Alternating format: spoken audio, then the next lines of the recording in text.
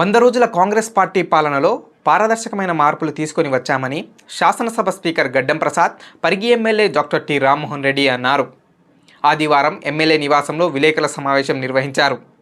ఈ సందర్భంగా స్పీకర్ మాట్లాడుతూ, గత ప్రభుత్వం ఇప్పటి ప్రభుత్వం పాలనలో స్పష్టమైన మార్పు కనిపిస్తుందని, వికారాబాద్ జిల్లాకి సాగునీరు అందించడానికి ప్రభుత్వం తరపున కృషి చేస్తానని తెలిపారు.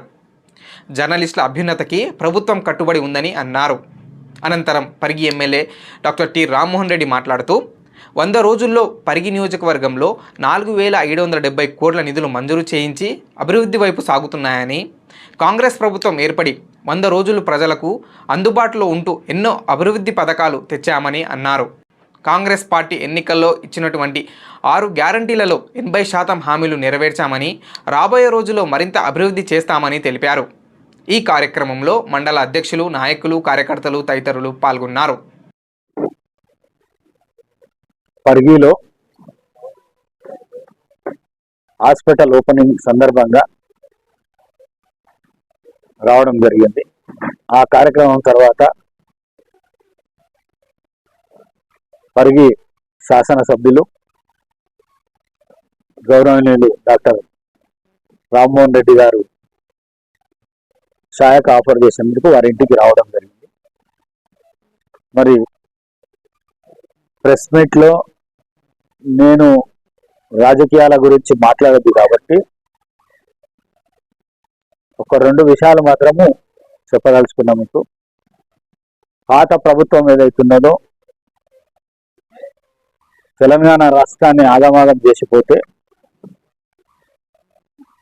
ఇప్పుడున్న రాష్ట్ర ముఖ్యమంత్రి రేవంత్ రెడ్డి గారి నాయకత్వంలో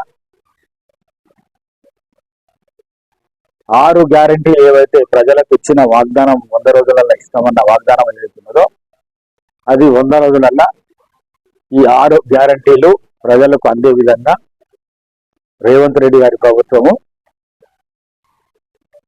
చేస్తున్నది అనేది జగమెరిగిన సత్యము. మరి అదేవిధంగా ఇక్కడ స్థానిక శాసనసభ్యులు అహర్నిశలు పరిగి ప్రాంతం కానీ, వికారాబాద్ జిల్లా విషయంలో కానీ ప్రభుత్వం నుంచి వచ్చే అభివృద్ధి కార్యక్రమాల పైన దృష్టి పెట్టి మరి ఈ ప్రాంతానికి ఎక్కువ అభివృద్ధి జరిగే విధంగా వారి ప్రయత్నం ఎప్పటికుంటుంది. మీ అందరికీ తెలుసు. వారి కోరిక, నా కోరిక కూడా ఒకటే.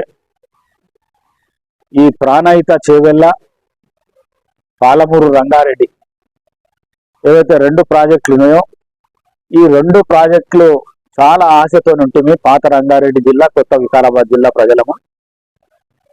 కానీ గత ప్రభుత్వము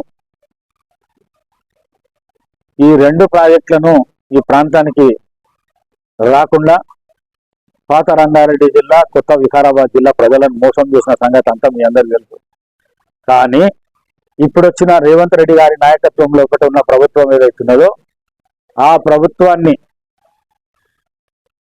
తప్పకుండా రేవంత్ రెడ్డి గారి నాయకత్వంలో ఉన్న ప్రభుత్వాన్ని నేను కానీ, ఇక్కడ స్థానిక శాసనసభ్యులు కానీ ఈ 2 ప్రాజెక్టులను మళ్ళీ ఈ ప్రాంతానికి తీసుకెళ్ళడానికే తప్పకుండా ప్రయత్నం చేస్తాం, తీసుకొని వస్తామని చెప్పేసి మీ అందరికీ తెలియజేస్తూ, ఉన్న ప్రభుత్వం ఏదైతున్నదో చాలా బ్రహ్మాండంగా ముందుకు తీసుకొని పోతున్నది. మరి పాత ప్రభుత్వం చేసిన అప్పులు కుప్పలయ్యి ఉన్నాయి. ఉన్నా కూడా ఎక్కడ కూడా తునకకుండా, బెనకకుండా ఈ రాష్ట్రాన్ని ముందుకు తీసుకుపోతూ వారు చేసిన, పాత ప్రభుత్వం చేసిన తప్పులు ఏవైతున్నాయో వాటిని సరిదిద్దుకుంటూ ముందుకు సాగిపోతున్న రేవంత్ రెడ్డి గారికి మనస్ఫూర్తిగా కృతజ్ఞతలు తెలియజేస్తూ మరొకసారి దృష్టికి తీసుకొస్తున్నాం. ఏంటంటే 2,196 కోట్ల రూపాయలది railway line, navy radar station 2,500 కోట్లు, సీసీ రోడ్లు 12,94 లక్షలు, అదేవిధంగా ఎస్డిఎఫ్ నిధులు 10 కోట్లు. ఇస్తమా గురించి కూడా మైనార్టీ సోదరులు ఇక్కడ చాలా మంది వారు పెద్ద ఎత్తున ఇస్తమా స్పీకర్ గారు కూడా వచ్చిండ్రు, చూసిండ్రు. దగ్గర దానికి 2,46 లక్షలు పెట్టి ఒక 3 లక్షల మందితో ఇక్కడ ఇస్తమా కార్యక్రమాన్ని మన ఆంధ్రప్రదేశ్, తెలంగాణ, గుల్బర్గా నుంచి కూడా ఇక్కడికి వచ్చి ఇస్తమాలో పార్టిసిపేట్, ఎంఆర్ఓల దగ్గర, కొన్ని ఆర్డీఓల దగ్గర, కొన్ని కలెక్టర్లకు ఇచ్చినాం. అవి కూడా వర్క్ జరుగుతుంది. చాలా సమస్యలు పరిష్కారం అయిపోతున్నాయి, ఎక్కడిదక్కడనే పరిష్కారం అయిపోతున్నాయి. గతంలో ఇదే ధరణికి వ్యతిరేకంగా నేను మన స్పీకర్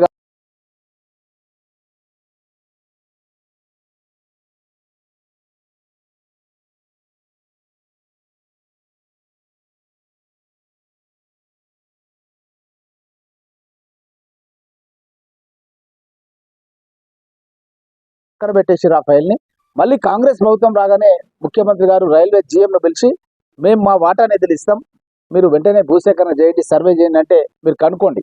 పరిగి ప్రాంతంలో మొత్తం సర్వేలు అయిపోతున్నాయి. ఇప్పుడు ఆల్రెడీ 18 కోట్ల రూపాయలు సర్వే కేటాయించారు. మొత్తం కూడా సర్వే పనులు పూర్తిగా వస్తున్నాయి. సర్వే పనులు పూర్తి కాగానే దానికి కూడా 3,100 కోట్ల రూపాయలతోన రైల్వే లైన్ రావడం మూలంగా వికారాబాద్ వాస్తవ్యులు ఇక్కడ చాలా మంది మన వాళ్ళు గత శాసనసభ సమావేశాల్లో కూడా మీరు చూశారు. మన వికారాబాద్ రంగారెడ్డి జిల్లాకు గోదావరి జలాలు ప్రాణహిత చెవెళ్ళ డాక్టర్ బిఆర్ అంబేద్కర్ గారి పేరు మీద ఉండే దాన్ని గత ప్రభుత్వం రద్దు చేసింది. పాలమూరు రంగారెడ్డి కూడా జురాల నుంచి ఉండే మనకు, కానీ దాన్ని క్యాన్సిల్ చేసేసి శ్రీశైలం నుంచి పెట్టడం మూలంగా ఆ పనులు మన వికారాబాద్ జిల్లాలో స్టార్ట్ కాలేదు, రంగారెడ్డి జిల్లాలో కూడా స్టార్ట్ కాలేదు. మన పరిస్థితి ఎట్లయిపోయిందంటే నా గర్కా నా ఘాట్కా అంటారు, అంటే ఉన్నది పోయింది ఉంచుకున్నది పోయింది అంటే. ఇప్పుడు ప్రాణహిత చెవులనేమో శంకర్పల్లి దగ్గర పులుసు మామిడి దగ్గర గతంలో మేము పర్సనల్గా ప్రసాద్ కుమార్ గారు మేము విజిట్ చేసినాం అప్పుడు సైట్స్. అప్పుడు ఒక కమిటీ వేసినాం. ఈ యొక్క గోదావరి సిస్టంలో వచ్చిన తర్వాత 100 రోజుల పాలనలో మేము ఇచ్చినటువంటి హామీలు అయితే ఉన్నాయో మెజారిటీ హామీలు 70-80% ఆల్రెడీ మనకు రైతు బంధు కూడా 93% మందికి ఆల్రెడీ రైతు బంధు కూడా పడ్డది ఆల్రెడీ అకౌంట్లలో. కాబట్టి అన్నీ కూడా అమలు చేసే దిశలో ఉన్నాం. గత ప్రభుత్వం 7 లక్షల కోట్ల రూపాయలు అప్పు చేసింది. ఆ అప్పును చెల్లించలేక ఎన్నో ఇబ్బందులు ఉన్నప్పటికీ ముఖ్యమంత్రి గారు రోజుకు 18 గంటలు కష్టపడి పనిచేసి 1వ తారీఖు జీతాలు వచ్చినట్టుగా చేశారు. గతంలో పరిస్థితి ఏంటంటే నేను మొన్న మున్సిపల్ సమావేశంలో కమిషనర్ అడిగిన పరిగిల జీతాలు ఇంతకుముందు ఎప్పుడు వస్తుండే ఇప్పుడు ఎట్లా వస్తున్నాయని అడిగితే అప్పుడు 15వ తారీఖు వస్తున్నాయి సార్, ఇప్పుడు ఫస్ట్కి వస్తున్నాయని చెప్పాడు. అంటే ఇదే ఒక ఉదాహరణ. అంటే ప్రభుత్వాన్ని సమర్థతతో ఏ విధంగా నడిపిస్తున్నాడు. అదేవిధంగా మా నియోజకవర్గాలన్నిటి కూడా మా ఎమ్మెల్యేలందరికీ కూడా ప్రతి నియోజకవర్గానికి ఒక 20 నుంచి 25 కోట్ల రూపాయలు 20 నుంచి 25 కోట్ల రూపాయలు ఎన్ఆర్జీఎస్ కింద సీసీ రోడ్లు వేయడానికి ఒక 10 కోట్లు, ఎమ్మెల్యే ఫండ్ ఒక 10 కోట్లు, ఇంకా వేరే చిన్న చిన్న పనుల గురించి ఒక 2-3 కోట్లు, ఇట్లా ఓ 23 కోట్ల రూపాయలు ప్రతి నియోజకవర్గానికి వచ్చినాయి. తెలంగాణ రాష్ట్ర వ్యాప్తంగా వచ్చినాయి, ఒక నియోజకవర్గం అని కాదు. అయితే వచ్చిన పనులలో 80-90% పనులు అయిపోయినాయి. మీరు ఇప్పుడు పరిగి నియోజకవర్గం కానీ వికారాబాద్, తాండూరు, కొడంగల్ ఎక్కడైనా పోండి, ఏ గ్రామానికన్నా పోండి, సీసీ రోడ్లు వేసినవి ఉన్నాయి, ఆల్రెడీ పడ్డాయి. మన రాష్ట్రంలోనే వికారాబాద్ జిల్లా ముందంజలో ఉందని రిపోర్ట్స్ వస్తున్నాయి. ఇప్పుడు సీసీ రోడ్ చేయడం లోపల వికారాబాద్ జిల్లా అన్ని జిల్లాల కంటే కూడా మనం ముందంజలో ఉండి పనులన్నీ కూడా పూర్తి చేసేస్తున్నాం.